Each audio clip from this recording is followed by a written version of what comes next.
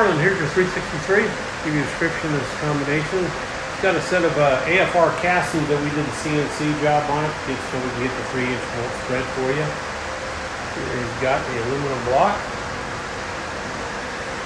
custom grind solid roller. All this is Borla stack. Put the front end on it, make sure the alternator functions. Front boil pan. Go in there and show you how it ran. Alrighty, 4,100, 415 foot-pounds of torque, peak torque 452, ton of 450s there. That's a stack injection. Obviously, stack runs a little bit better on the bottom versus the top. Runs 453 upstairs, runs 7,000 RPM.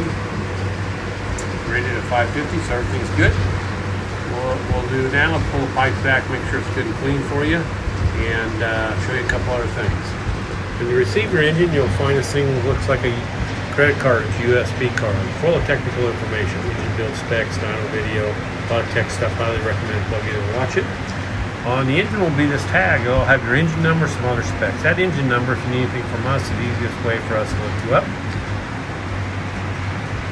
Have a great day.